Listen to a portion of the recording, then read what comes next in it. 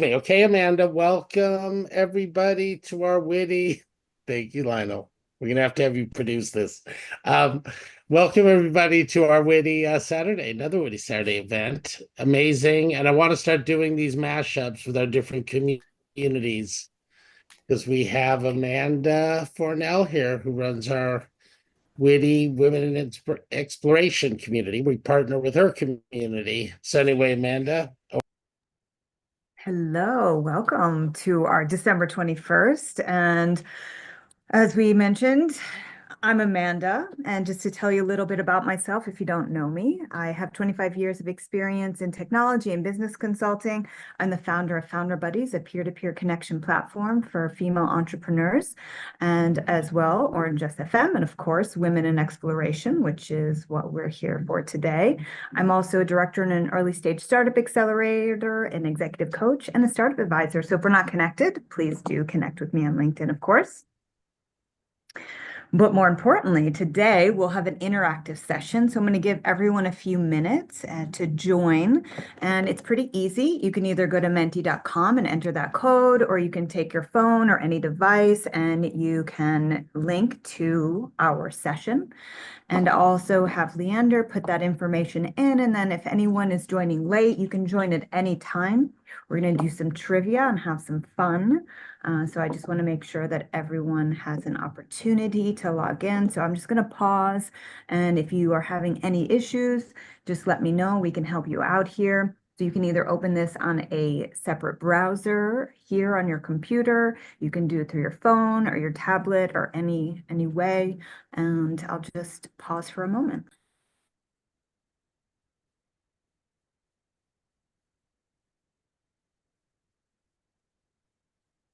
We'll also put that code in there so people remember it's 49014446, just to make sure that everyone has access.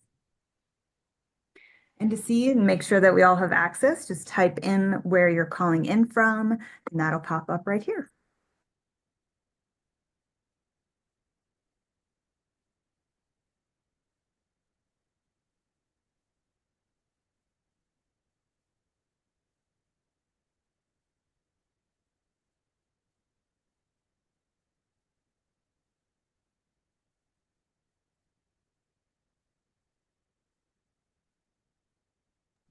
Excellent. So we have at least 9 of our 16 or so people in. So if you guys are having trouble getting in, just let us know. So we have over half of our people in. You can join at any time, so just keep that in mind. And so let's see, we got some diverse locations. I love it. It's just a little bit about women in exploration. Our goal is to promote scientific exploration, field research, cultural learning, sustainability, and animal welfare. And the platform itself, it promotes the positive advancements women are making to better our world. We always like to note that women have done many amazing things throughout history without recognition or being documented or being rewarded. And while we try to recognize everyone we can aptly, if it hasn't been noted, we can't, right? So that's the idea, if it hasn't been documented in history. So we do encourage people to submit the names and information about women who we do have written knowledge about. And we always have a space on the site. If you see that there's an error, let us know. It's really important to us to have the most accurate and best information possible. In the past month, so this is our 12th month of doing these, we've talked about a lot of different things, and these are all topics that you've requested. We've talked about new places. So in that case, we talked about Namibia, where to start in exploration, some places that I've traveled, and we talked about Abisko National Park in Sweden. We talked about the best places to see the Northern Lights, big clean lakes, deep sea bats, unexplored places on our Earth, Death Valley, climbing Kilimanjaro, where we had a talk and someone who had recently hiked Kilimanjaro. We did exploring Halloween and then added on exploring Thanksgiving. And since people have enjoyed those, today we are exploring the holiday season. So I want to thank all of you who have participated in our past calls this year, as well as giving us these amazing ideas of what to talk about. So happy holidays. And we start with exploring the holiday season. So we're going to do 10 questions today and just get ready for our first question. So we have 7 players ready. I know there's at least 10 of you logged in and 16 here. So hopefully a few more of you will log in to play. And you can enter your name if you want, and it allows you to do that. Or you can be incognito, which also is great. Getting less players ready, so I don't know if you guys are changing your name, so I'll give you a moment to make sure that you are ready. And faster answers get more points, so just keeping that in mind as you select the answer.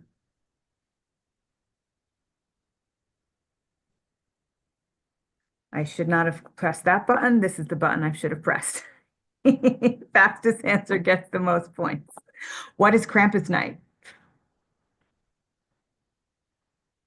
It's a festive day when families exchange small gift, a tradition where a half-goat demon figure punishes naughty children, a quiet evening lighting lanterns in Japan, or a Scandinavian day of baking. Yes, the winner. So this is when I go for it. So Krampstronaut, as we all know, anyone who knows me, I don't pronounce all of the words correctly, but I do my best.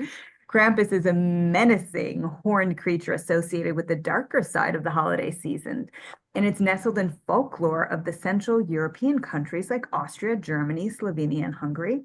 So on December 5th, the night before the feast of St. Nicholas, people dress up as Krampus and roam the streets, participating in parades and festivities that celebrate the dual nature of the holiday season. And Krampus is said to be a demonic creature who punishes the misbehaving children. So if you Google, Krampus, some of the pictures are fairly hilarious, and he is, stuffing children in bags and boxes and whatnot. And, you can just look up Sackman, for example, and see some of these historic events. And I think some of these pictures are pretty comical, but all the children were apparently very naughty. So let's get ready for number 2. I will press the correct button this time.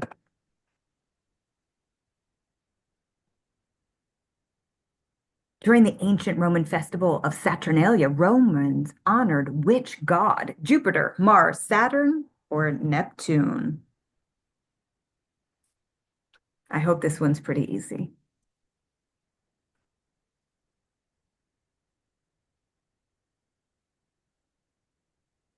Yes, guys, Saturnalia, Saturn.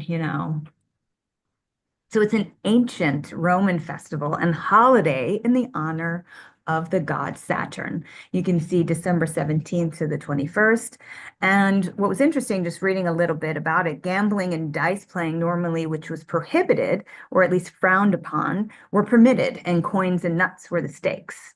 And Saturnalia was the Roman equivalent to the earlier Greek holiday of Chronia.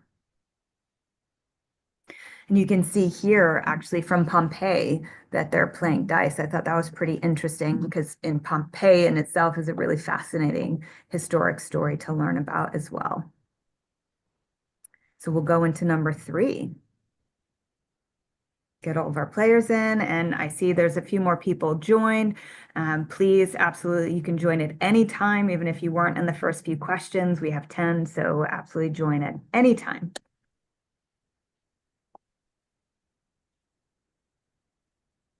At winter solstice, ancient Egypt's worshipped the god Ra, and they often fill their homes with the symbol of life's triumph over death.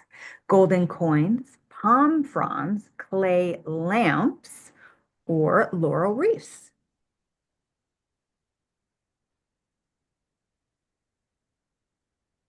We're not so bad. We got our palm fronds here. And so this would be their winter solstice. In ancient Egypt, they worshiped Ra, as we discussed, and that has the head of the hawk and wore the sun as a blazing disc in his crown. At the solstice, when Ra began to recover from his illness, they filled their homes with green palms and papyrus reeds, which symbolizes the triumph of life over death. And you can see some of these very old pieces of artwork, which I think is really fascinating. And you can see here those palm fronds in both of these pictures. All right, number 10. Okay, we have our 8 players. I know we still have more people that could join.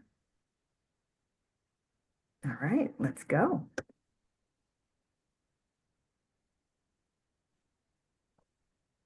On what holiday do people in Japan traditionally bathe in yuzu?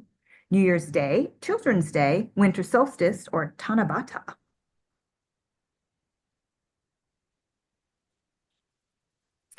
FYI, yuzu is a citrus fruit. Smells lovely. Yes, it is the winter solstice or Toji.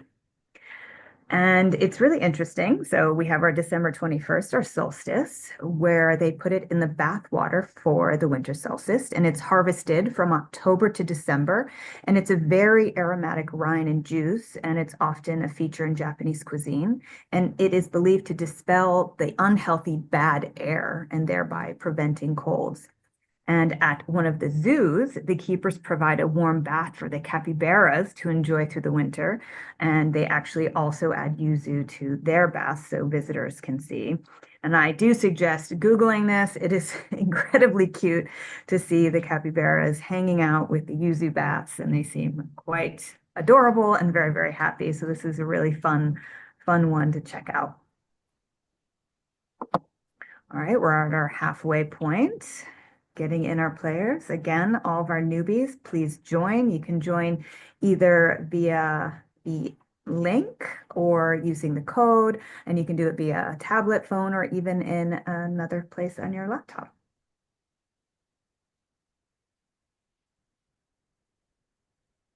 Where did the Yule Festival originate? Scandinavia, North America, South America, or West Africa? Yule Festival.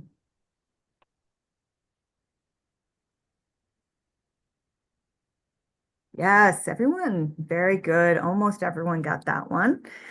So it's one of the oldest winter solstice festivals. You can get the theme. We have a lot of solstice festivals going around the globe, and its origins are among ancient Norse thousands of years ago. However, if you start researching this, the roots are complicated and quite difficult to trace, although there are several theories about how and why the festival was celebrated. It's generally agreed that the Yule celebrations began as a Norse festival called Jol, although assessments of the purpose and traditions vary. Like most winter solstice festivals, themes of fire and light and feasting are very common. And you can see here a pen and ink pencil drawing that was from Norwegian Pictures in 1885, and it's based on an oil canvas from 1846. All right, number 6, everyone get ready. Give everyone a moment to join in. Oh, I like the fire icon. It is good for our Yule festival.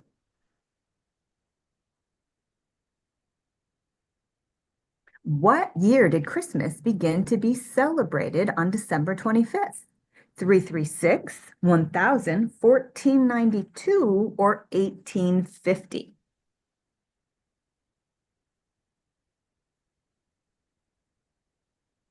I definitely did not know the answer to this before researching it. And at least most of you are with me not knowing that because it is 336. And so the church in Rome began formally celebrating Christmas on December 25th in 336 during the reign of the Emperor Constantine. And Constantine had made Christianity the effective religion of the empire. And some have speculated that choosing this date had the political motive of weakening the established pagan celebrations. And the date was not actually widely accepted in the Eastern Empire, where January 6th had been favored for another half century, and Christmas did not become a major Christian festival until the 9th century.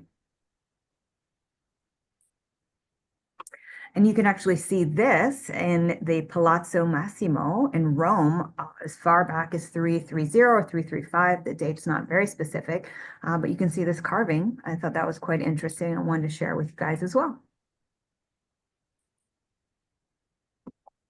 Getting towards the end of our game, we're at question number 7. And get our players in. Are you ready? Let's do this.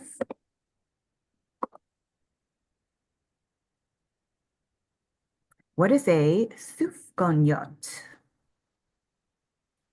It's a type of jelly-filled donut eaten during Hanukkah. It's a hand-woven straw ornament used in Scandinavian Christmas, a special incense burned at Kwanzaa, or a wooden toy for New Year's in Morocco. Many people know about the donut. Yes. So this donut is deep fried and it's injected with jam or custard, and then it's topped with powdered sugar. And the recipe originated in Europe in the 16th century. And by the 19th century, it was also known as a Berliner in Germany.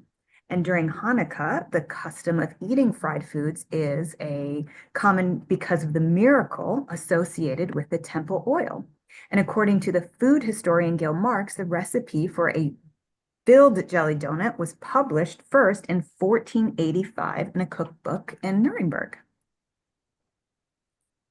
And so you can see our Hanukkah donuts here in celebration. I mean, who doesn't love donuts? They look amazing. All right, our last couple of questions. Getting our players in. All right, here we go.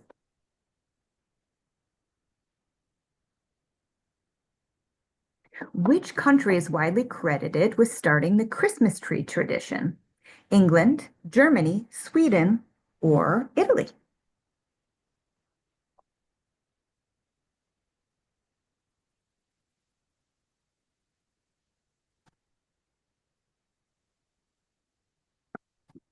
Yes, most people knew that. I did not know that until living in Germany. And so that was new information to me in the past few years. So Germany's Tannenbaum, the German religious reformer Martin Luther from 1483 to 1546 is often credited with starting the Christmas tree custom, but the first appearance of a Tannenbaum was recorded in Germany was after his death.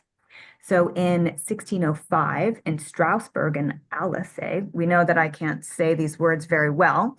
It is said that at Christmas they set up Christmas trees in Strasbourg in their rooms. And my German is terrible, even after living in German, so I won't even attempt it.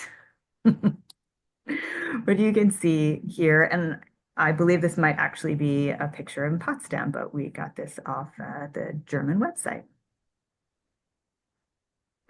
All right. We got number 9 out of 10. Get ready. All right, almost see all of our players. All right, here we go.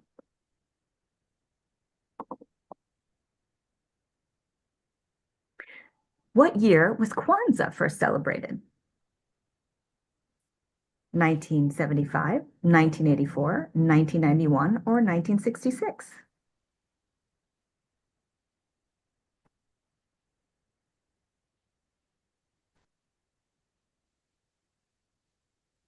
A lot of correct answers. Great job, everyone. It is an annual celebration of African American culture culminating in a communal feast called Karamu. And in 1966, it was created by activists Maulana Karenga, modeling the holiday after the African first fruit traditions. And so here we see our year, December 26th to January 1st. And you can see here some of the fruits and some of the symbols of Kwanzaa. And we're at our last question of the day before we learn a little bit more about holidays. I think we're missing 2 of our players. Get you all in. All right.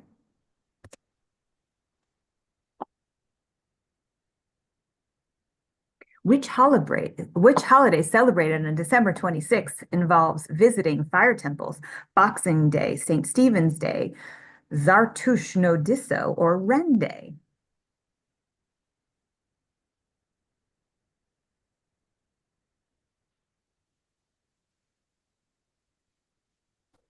I'm impressed with everyone's knowledge. This is not something that I knew. I definitely learned this. So it's an important day of the remembrance in the Zoroastrian religion, and it is actually one of the world's oldest faiths. And this holiday is on December 26th. And what's very interesting is, as we talked about visiting the fire temple, I didn't know about this holiday, and I, in fact, visited a fire temple not knowing all of this historic pieces about it. So this is a picture that I took when visiting a fire temple in Baku, Azerbaijan. So let's see, how did everybody do?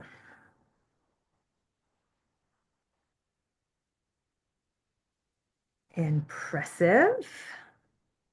Good job, everyone. Excellent. It's not about winning, but I'm proud of all of you for the points, but I hope everyone at least learned something really interesting today.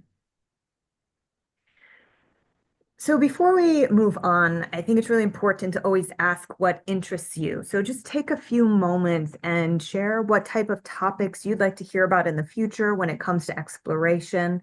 Any topic that even we talked about today, learning about any of those holidays in more detail, as we just touched a very, very high level. There's so many things we could talk about each one of those holidays for weeks on end, I'm sure, and anything that might interest you in exploration. And that could be geographical exploration, cultural exploration, sustainability, could be tech exploration. What type of topics would you like to see us discuss in the future?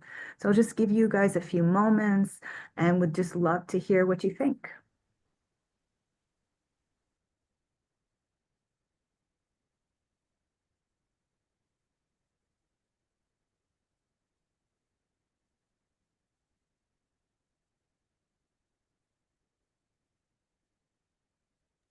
Ooh, underwater pyramids, fun. Yeah, deep sea is always a fun one. I definitely can talk more topics about that. Tech, of course, I love technology. Where our traditions come from, I think like the root of our traditions is super interesting. Great, great idea. Don't be shy. Don't be shy. The evolution of different cultures as they relate traditions, rituals, and spirituality. I think that is also really interesting, the concept of how we evolve our cultures, how they change over time. And hopefully we always just take the best parts of those things and pull them forward as we move in time, move locations, and stuff like that. More of underwater pyramids. I guess we're just going to have to do underwater pyramids. Anything else before we move forward? And I do see we had a couple extra people join, so feel free to just join in and type in something that interests you.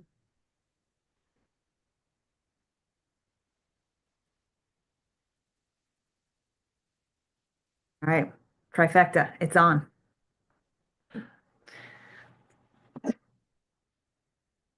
Okay, critical minerals as well. Great. Thanks so much for sharing, everyone. My dog decided to bark. We'll try to calm her. She's very excited also about exploration. It's her favorite.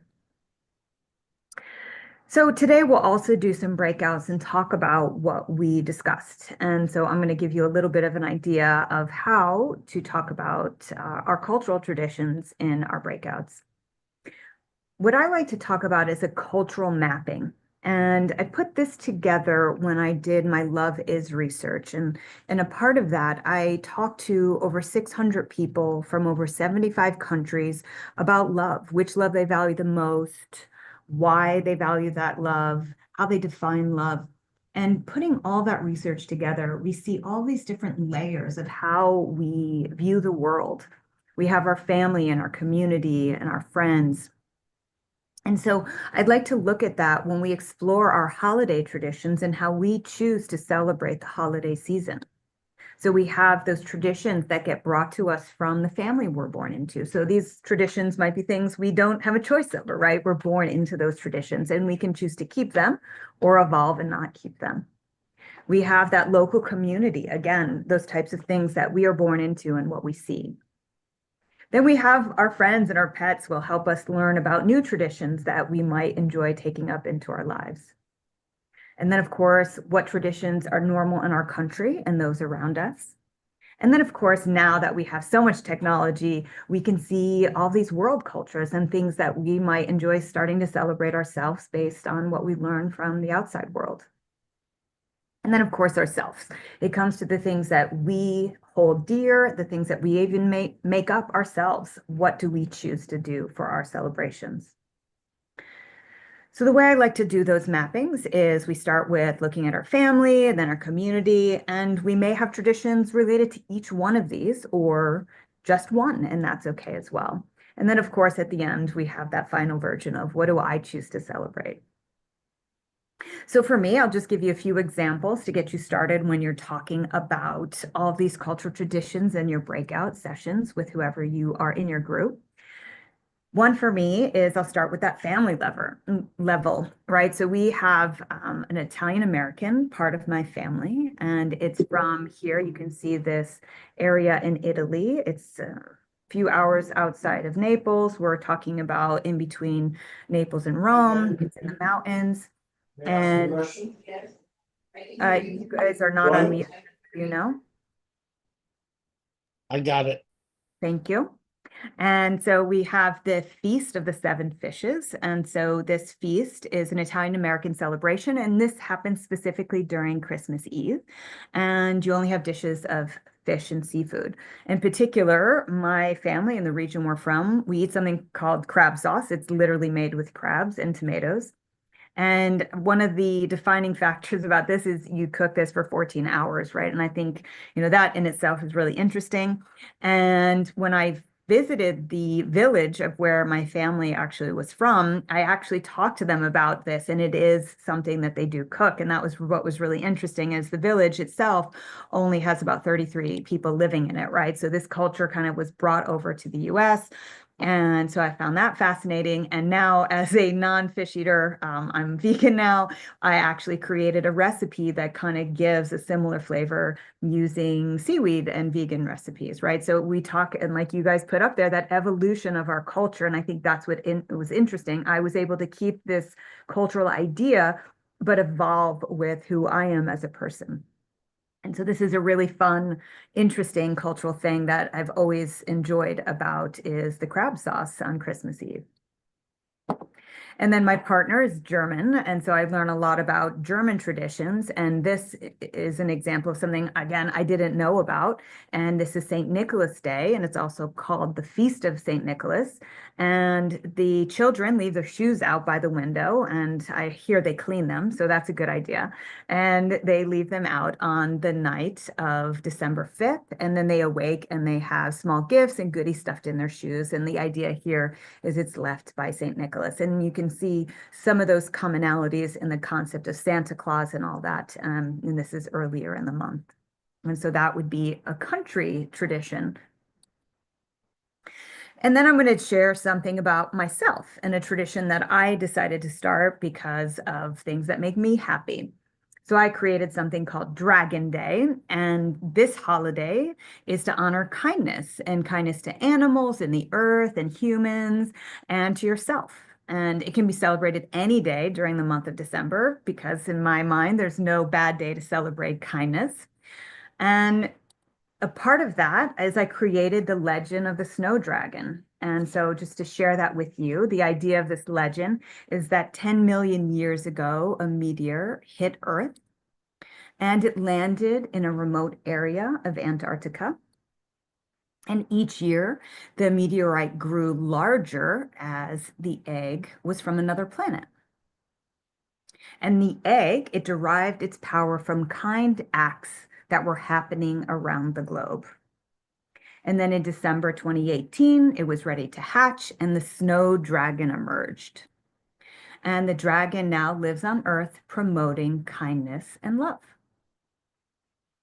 And so the idea here is this invisible dragon can be viewed in any culture in any way. And so I've had several artists create their vision of what that snow dragon might look like in their country. So you see all these different dragons flying around, spreading love and kindness throughout the globe. And you'll see here we have several different countries and different artists showing what their view of the dragon. And not all of them are white snowy dragons. You'll see that we have different colors and different ideas of what this beautiful kindness looks like flying around the globe. And I'm just sharing a few of these. Of course, we have more, and you're always welcome to create your own snow dragon and share that with me. I'm always happy to see new, fun, interesting snow dragons from around the world.